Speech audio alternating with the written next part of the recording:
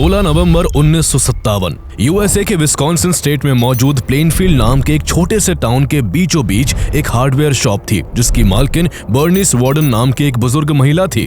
गांव के लोगों को जब भी किसी सामान की जरूरत पड़ती तो वो यही आया करते थे और इसलिए बर्निस को सब अच्छे से जानते थे। उनका बेटा फ्रैंक वार्डन प्लेनफील्ड टाउन का डेप्यूटी शेरिफ था। 16 नवंबर की शाम 5 बजे जब फ्रैंक स्टोर पहुंचा तो स्टोर पर क्लोज का बोर्ड लटक रहा था। उसको ये देखकर बड़ी हैरानी हुई क्योंकि इस समय तक स्टोर हमेशा खुला रहता था। हालांकि स्टोर का दरवाजा लॉक नहीं था, इसलिए उसे लगा कि शायद उसकी मां अंदर काम कर रही होगी।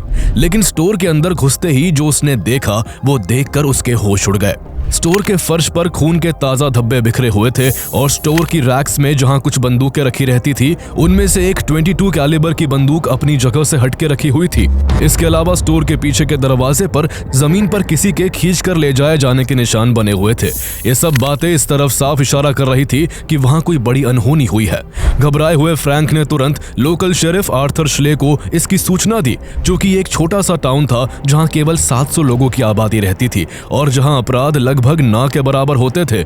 इसलिए यह नजारा सचमुच डरा देने वाला था।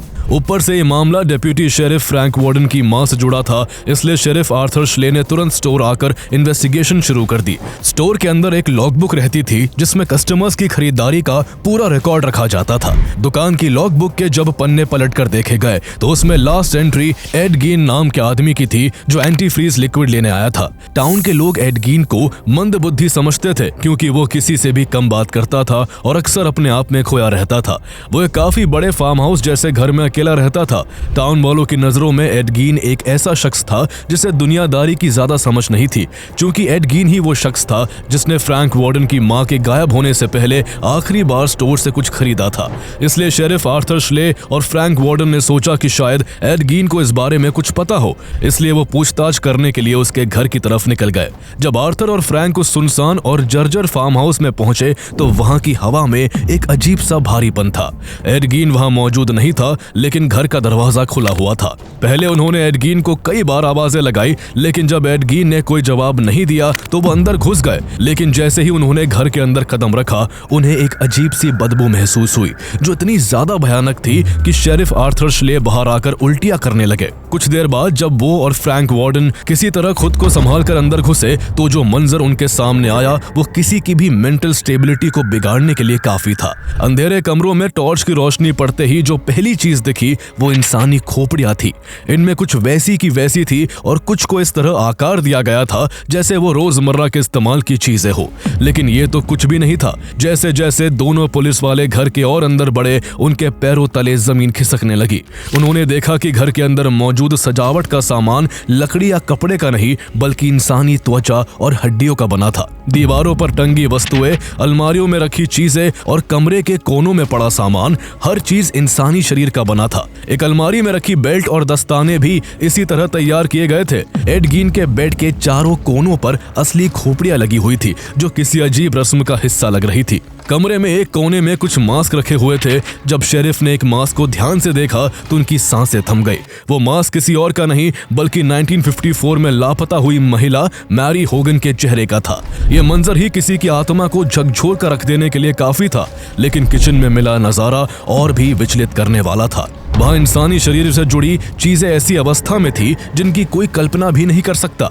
जहां कुछ अंग स्टोव पर पानी में उबल रहे थे तो वही 9 महिलाओं के गुप्त अंग फ्रिज के अंदर रखे हुए थे। पुलिस को तलाश के दौरान एड गीन के घर से एक विमेन सूट भी मिला जिसे देखकर शेरिफ श्ले के रोंगटे खड़े हो गए। ये सूट अलग अलग महिलाओं की त्वचा से तैयार किया गया था और इसका मकसद एक महिला का रूप धारण करना था। यहाँ मौजूद हर चीज इतनी ज्यादा दिल दहला देने वाली थी कि उस वक्त पुलिस को ऐसा महसूस हो रहा था जैसे वो नरक के किसी गलियारे में खड़े हैं। लेकिन इस भयानक नजारे और घर में मिली इन डरावनी चीजों से आखिर उस एड गीन नाम के आदमी का क्या रिश्ता था जिसे टाउन वाले सिर्फ एक मंदबुद्धि और शांत इंसान समझते थे।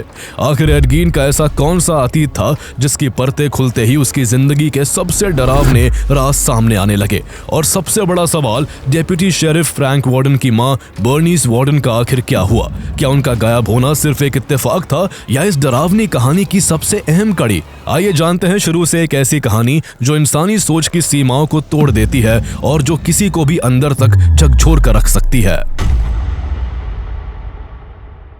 एड गीन का पूरा नाम एडवर्ड थियोडोर गीन था। उसका जन्म 27 अगस्त 1906 को विस्कॉन्सिन के ला क्रोसे टाउन में हुआ था। उसके घर में उसके पिता जॉर्ज गीन, उसकी मां ऑगस्टा गीन और उसका बड़ा भाई हेनरी जॉर्ज गीन रहते थे।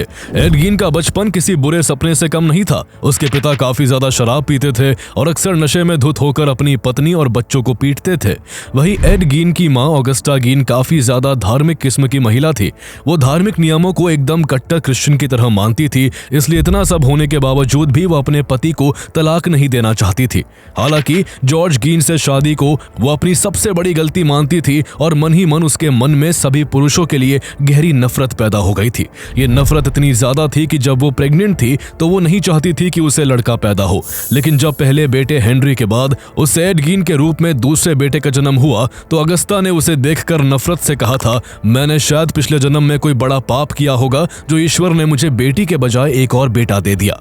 इस दुनिया में ऐसे बेहद कम बच्चे होंगे जिनकी मां ही उनसे नफरत करती हो, लेकिन एड गीन ने तो बचपन से ही अपनी मां के मन की कड़वाहट को देखा। वो अक्सर ताने सुनता था और उसे हर छोटी गलती पर बेरहमी से सजा दी जाती थी। अगस्ता के मन में बाहरी दुनिया को लेकर एक अजीब सा डर था। उसे लगता था कि हर मोड़ पर बुराइयां उनका पीछा कर रही है जो उसके परिवार को निगल जाएंगी। वो उस समय ला क्रोसे शहर में रह रहे थे, लेकिन अगस्ता की नजर में वो शहर कोई रहने की जगह नहीं बल्कि सिंक होल ऑफ फिल्थ यानी गंदगी और पाप से भरा हुआ एक गर्त था।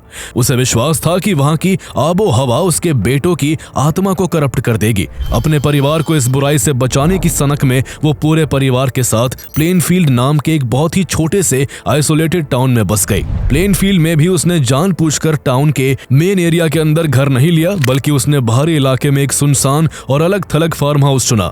उसे लगता था कि अगर उसके 2 कम उम्र के बेटे गांव के लोगों से मिलेंगे या सोशल लाइफ जिएंगे तो वो भी उनकी तरह करप्ट हो जाएंगे।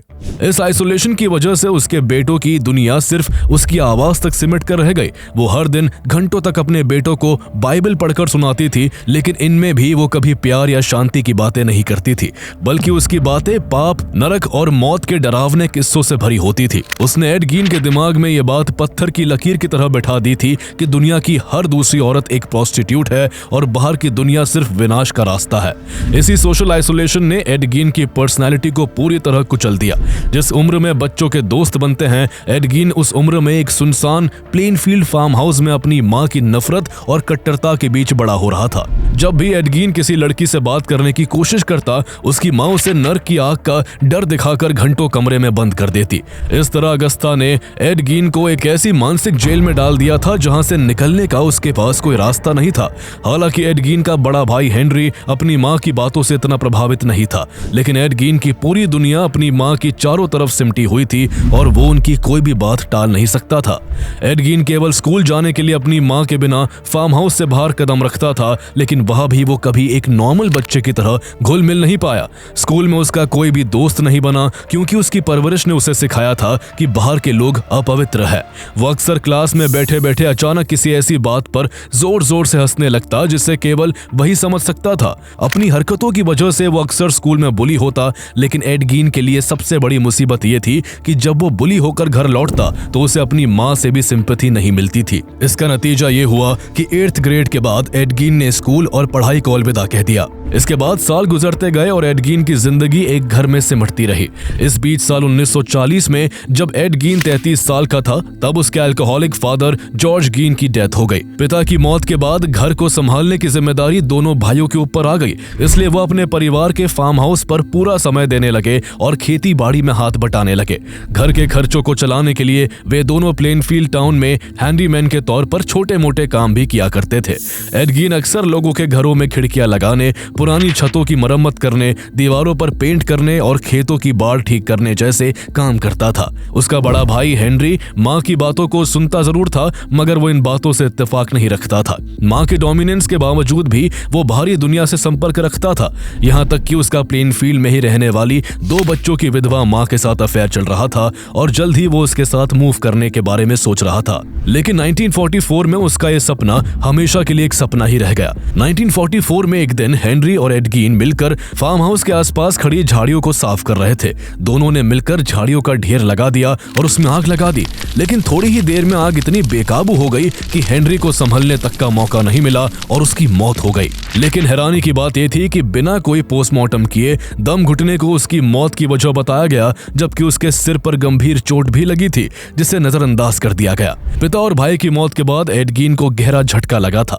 लेकिन उसकी मां का साया अब भी उसे थामे हुए था। इसके अलावा उसको किताबें पढ़ने का शौक था, जिसकी वजह से उसकी जिंदगी में रोमांच था। एड गीन के पास किताबों और मैगजीन्स का एक बड़ा कलेक्शन था, जिसमें वर्ल्ड वॉर 2 और खासकर जर्मन एट्रोसिटीज से जुड़ी कहानियां और खबरें थी। वो पढ़ता था कि युद्ध के दौरान नाजी कंसंट्रेशन कैंप्स में कैदियों के साथ किस तरह का अमानवीय व्यवहार किया जाता था।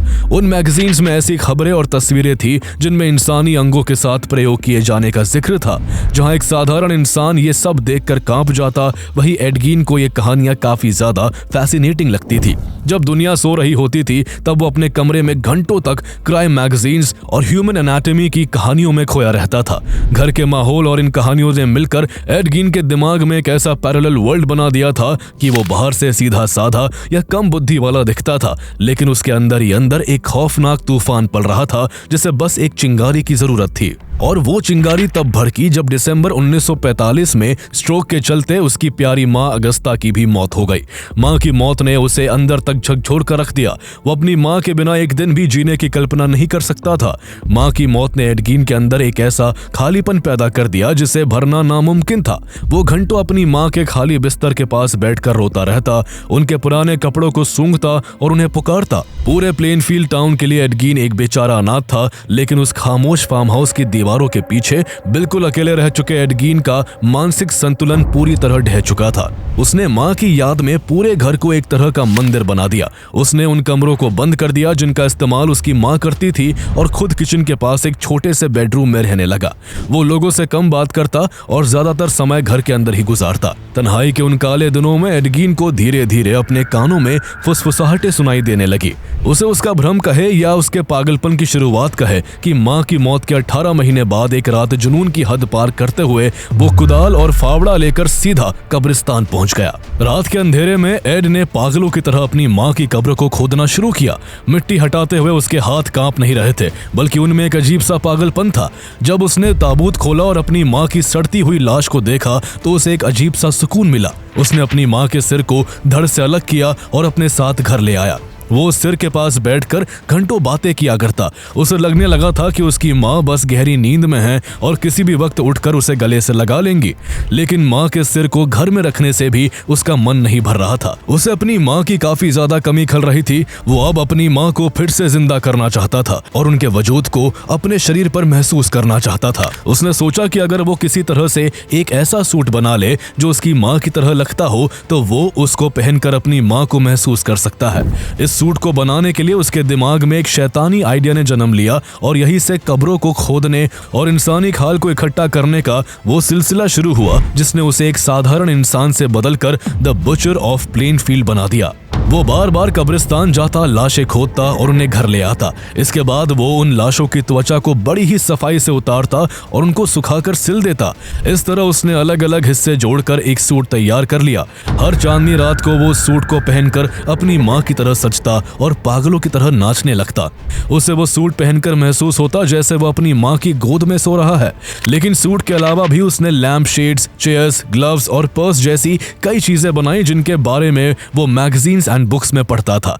उसे उनके बीच रहना सुकून देने लगा था। वो हर कुछ दिनों बाद एक नई कब्र खोदता और एक नया खिलौना अपने घर ले आता। उसके घर में चारों तरफ फैली खौफनाक गंदगी से भी अब जैसे उसके मन को तसल्ली नहीं मिल पा रही थी। इसलिए उसके बीमार दिमाग को अब कुछ नया और ज्यादा खौफनाक चाहिए था। अब वो ऐसी जिंदा औरतों की तलाश में था जिनकी बनावट या चेहरा उसकी माँ से मिलता जुलता था। 8 दिसंबर 1954 को वो टाउन में ही मौजूद एक बार में गया जहाँ की मालकिन मैरी मैरी होगन नाम की एक महिला थी। उसकी शक्ल सूरत एड गीन की मां से मिलती जुलती थी। वो एड गीन को अच्छे से जानती थी, इसलिए उसने ड्रिंक सर्व की और खुद भी उसके साथ बैठकर पीने लगी। उस वक्त तक बार के बंद होने का समय हो चुका था, इसलिए वहां बस वो दोनों ही थे। जैसे ही मैरी होगन किसी काम के लिए दूसरी तरफ मुड़ी, एड गीन ने अपनी पिस्टल से उसके माथे पर गोली मार दी और उनकी लाश को पिकअप ट्रक में रखकर अपने घर ले आया। उसने मैरी होगन की लाश के साथ भी वही दरिंदगी की जो अब तक वो करता आया था। इधर मैरी होगन की गुमशुदगी की खबर से चारों तरफ हड़कंप मचा हुआ था, क्योंकि प्लेनफील्ड जैसे छोटे से इलाके में अपराध बेहद कम होते थे। लंबे वक्त तक पुलिस ने इस मामले की छानबीन की, लेकिन एड गीन का चेहरा देखकर कोई नहीं सोच सकता था कि इतना डरपोक आदमी किसी की हत्या भी कर सकता है। इसलिए कभी उसकी तरफ शक की सुई नहीं घूमी और वो खुलेआम प्लेनफील्ड में घूमता रहा। उसको लगता था कि वो अपराध करके बार बार अपने मासूम चेहरे के पीछे छिपी काली सच्चाई को छिपा लेगा, इसलिए वो बार बार अपने काले कारनामों को अंजाम देता रहा। मगर 16 नवंबर 1957 को हार्डवेयर स्टोर की ओनर बर्नीस वार्डन के गायब होने के बाद जब पुलिस उसके फार्म हाउस आई तो पहली बार एड गीन का एक खौफनाक रूप सबके सामने आया। उसके घर में जो कुछ भी शेरिफ आर्थर श्ले और डेप्यूटी शेरिफ फ्रैंक वार्डन ने देखा था, उसने उनको हिलाकर रख दिया था। ऐसे में हालात की गंभीरता समझते हुए शेरिफ ने तुरंत और पुलिस बल को बुलाया। पूरी पुलिस टीम अब डेप्यूटी शेरिफ फ्रैंक वार्डन की मां बर्नीस वार्डन की तलाश में थी। वहां से इतनी ज्यादा डिस्टर्बिंग चीजें मिलने की वजह से फ्रैंक वार्डन का दिल किसी अनहोनी की आशंका से बैठा जा रहा था।